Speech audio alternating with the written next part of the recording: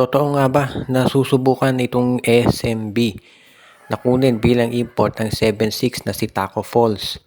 Dahil dito sa napabalita na ito raw si Bolbol, yung 7-3 player ng dati sa NBA ay kukunin na ng TNT. Mukhang gusto raw sabayan ito ng San Miguel Beermen at ang kukunin nga nila ay ito namang si Taco Falls, 7-6 player na naglaro din dati sa NBA.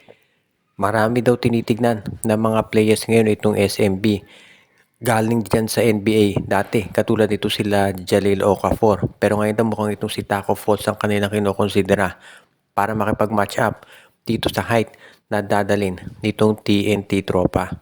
Kung sakali, magiging matindi ito talaga. Dahil syempre alam naman natin na hindi biro yung magiging laro dito ng TNT. Lalo na at alam natin na determinado silang mapigilan itong Grand Slam na binabalak ng San Miguel. Kaya nga kung sakali na magawa nila ng paraan nito ng San Miguel na tapatan itong si Bolbol, mukhang itong si Taco Falls ang kanilang napili. At kung sakali at na ito'y matuloy, literally higante itong si Taco Falls at yung front court ng San Miguel, itong si Fajardo at itong si Falls, magiging pinakamalaki na yan siguro dito sa PBA. Siyempre, pagdating sa mga ganyang bagay, ang number one consideration ay yung salary kung magkakaroon sila ng agreement. Dahil gaya nung naibalita natin at nung mga iba pang outlets, mukhang $60,000 daw per month ang hinihiling nitong si Paul Ball mula dito sa TNT. At yan si Taco Falls, sigurado ganyan din yung hihilingin niyan mula naman dito sa SMB kung sakasakali. So nandyan na yan sa management ng San Miguel kung ito ay tatanggapin nila yung ganitong klaseng salary demand. At kung sa tingin nila mag-fit talaga itong si Taco Falls dito sa San Miguel. Samantala naman, ang Barangay Ginebra daw ngayon ay kinukonsidera na makipag-trade dito sa Converge Fiber Xers. At mukhang interesado raw sila na makuha itong si Larry Moyang mula dito sa Converge. At ang magiging kapalit naman ay baka itong si Sunny Esteel. Para nakikita rin ng Barangay Ginebra na yung inside game ni Moyang makatutulong dito sa kanilang front court at yan ang dahilan kung ba't interesado sila na ma-acquire ang serbisyo ng nasabing player. Ngayon, depende na lang yan kung magkakaroon talaga sila ng kasunduan. Pero sa kasalukuyan, mukhang isa raw yan doon sa tinitignan ni Coach Tim Cone kung magagawa nila. Kung sakasakali, si Larry Moyang ay isang role player na mapapakinabangan nitong si Coach Tim Cone. Lalo na at nangangailangan sila ng iba pang mga tinatawag na mga support para dito sa kanilang mga starters. Kaya sa tingin ko pwede talaga itong si Larry Moyang para dito. Ngayon kung si Sunny Esteel kapalit, fair trade yan obviously. Parehong bench players to at parehong hindi naman masyadong nabibigyan ng minuto at parehong power forward. So pwede talaga yung ganitong klaseng sitwasyon para dito sa Barangay Ginebra at sa Converge Fiber Xers. Ngayon, if ever mangyari ito, sa tingin ko itong si Larry Moyang, magiging backup yan nitong si Troy Rosario o kaya ni Norbert Torres dito sa power forward position sa Barangay Ginebra. At yan ang dahilan kung bakit ito ang gustong kunin ngayon nitong si Coach Tim Cone. Kung ito'y matutuloy, sa tingin ko magiging malakas na itong koponan ng Barangay Ginebra, lalo na pagdating dito sa tinatawag natin na matinding, alam naman natin, preparasyon para dito sa darating na Commissioner's Cup. Kaya nga, dahil kulang sila sa height, dahil si Justin Brownlee 6'6 na, kinakailangan talaga nilang mag-acquire ng iba pang mga local players na po pwede para dito sa kanilang kampanya sa Commissioner's Cup. Samantala naman, itong Rain or Shine ni Lasto Painters ay isa dito sa mga teams na posible raw na tumingin na ma-acquire ang serbisyo nitong si Kenneth Farid bilang kanilang import. Maraming tinitignan daw ng mga imports itong Rain or Shine, pero ito si Farid ang isa dito sa kanilang kinukonsidera. Kung sakasakala ito si Farid, magiging fit siya para dito sa Rain or Shine ni Lasto Painters. Lalo na at alam naman natin na ang laro nito ay yung tinatawag natin na pang inside game at yan ang kulang dito sa koponan ni Coach Yeng Giao. Kung magkakaroon ng inside presence ang Rain or Shine, makakasabay na sila sa rebounding at sa depensa na kailangan ng iba't ibang mga koporan. Kaya nga mukhang ganyan talaga magiging sitwasyon dito sa ROS.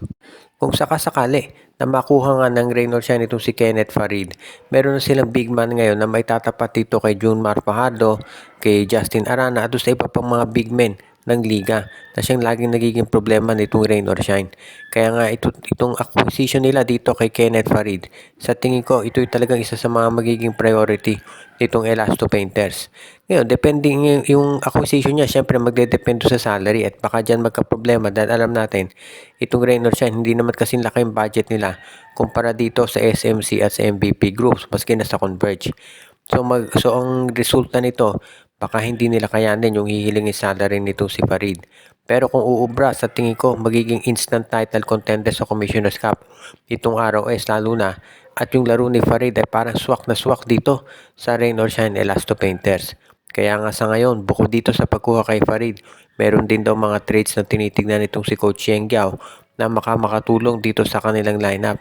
Pero sa kasalukuyan, meron pang mga ibang sabihin na nating posibleng gawin itong si Coach Yeng Giao, pero ang priority muna ay makakuha ng isang quality na import.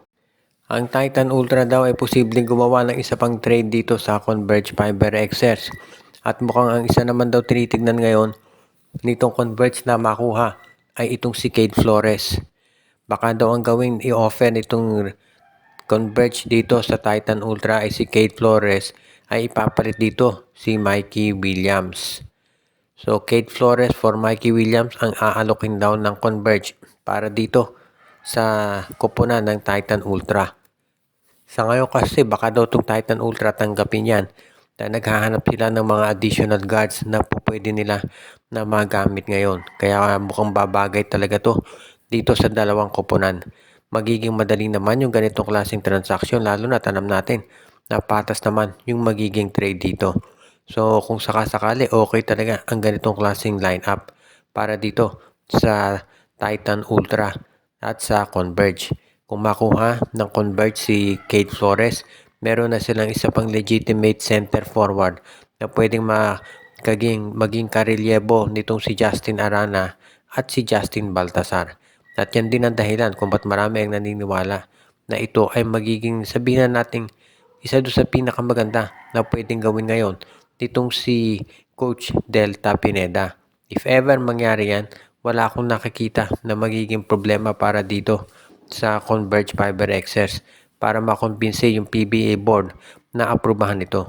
At syempre kung ikaw naman yung PBA board, syempre papayagan mo kaagad-agad yan dahil patas naman tong Cade Flores for Mikey Williams. At sigurado tayo na gagawin itong si Coach Delta Pineda ang lahat para ma-trade na ito si Mikey kasi nga hindi naman gustong maglaro para sa kanilang koponan. At iyan ngayon yung iniintay talaga ng marami, yung paglipat ni Cade Flores sa Converge Fiber XS. Binabati natin yung ating mga taga-subaybay na sila Joshua Giray, Espejo at Rosales family, si Junel Alagon, si Anthony Alon, si Michael D, Dexter Domer, Ireneo Salangsang, Romeo Conchada, pati na rin si Anthony Alon, si Katsakino Dukusin, Monde Guzman, Malyari Mascareñas at yung iba pa.